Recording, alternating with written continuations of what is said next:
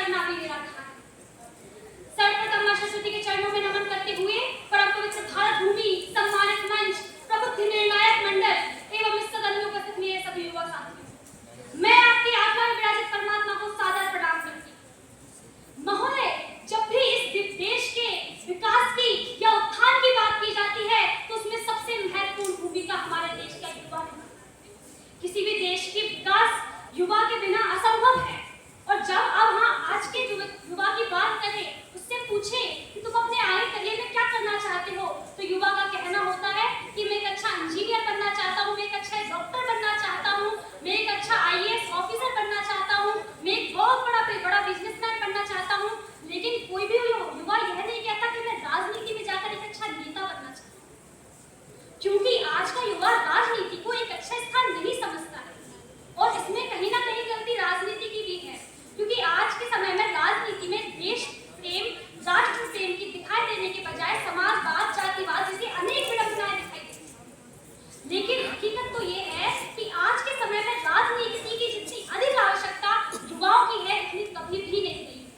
और महोदय, अब मैं आपको बहुत चीजें बताना चाहती हूँ जिससे राजनीति की बहुत अधिक आवश्यकता युवाओं की बनती है, इन कारणों से स्पष्ट हो जाएगा। सबसे पहले तो हमें ज्ञात है कि हमारे देश में 65% से अधिक आबादी युवाओं की, अर्थात हमारा देश एक युवा देश है। और हम युवाओं को कर्तव्य बनता है कि हमारे देश की पूरी दुनिया में क्या छवि रहेगी, क्या देश विदेश में हमारे देश की दिशा और दशा हम ही निर्धारित करेंगे। और इसके लिए सबसे बेस्ट प्लेटफॉर्म है तो वो राजनीति है। राजनीति एक ऐसा प्लेटफॉर्म होता है जो हमारे देश की नींव रखता है, जो हमारे देश का कर्तव्य निभाता है, जिसमें जाकर हम अपने देश को बहुत अच्छे से संभाल सकते हैं।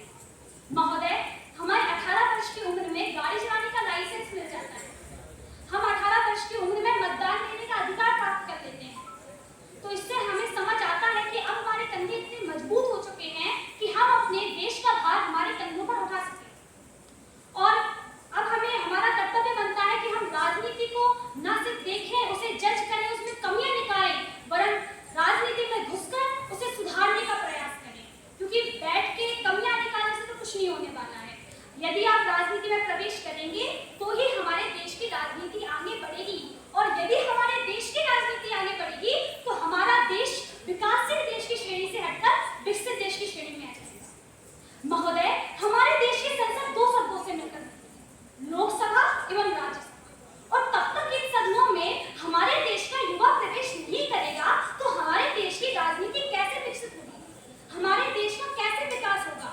अगर इस देश में क्योंकि युवा वर्ग ज्यादा है तो वो युवा ही है जो युवाओं की समस्या को बहुत अच्छे से समझ सकता है, वो युवा ही है जो युवाओं को बहुत अच्छे से समझा सकता है।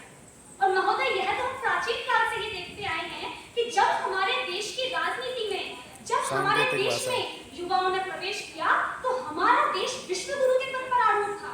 चाहे हम बात भगत सिंह की कर लें, चाहे हम बात खुदीराम बोस की कर लें, चाहे हम बात अटल बिहारी वाजपेयी की कर लें, चाहे हम बात राजीव गांधी की कर लें, और भी कई सारे बहुत सारे उदाहरण हमारे पास हैं, जिससे हमें ये याद होता है कि जब हमारे देश में युवा अपना सहयोग करता है, जब युवा हमारे देश में बहुत अच्छे से अपना योगदान देता है तो हमारा देश विश्व गुरु के पद पर आरूढ़ हो जाता है। और महोदय, अब मैं आपसे यह कहना चाहूंगी कि सबसे बड़ी विडंबना तो हमारी ही है। हम यह कहते हैं कि हमारे देश की, जब हमारे देश में बुजुर्ग, हमारे देश के बुजुर्ग लोग हमारे देश को संभालेंगे तभी हमारा देश आगे बढ़ेगा। हम ये नहीं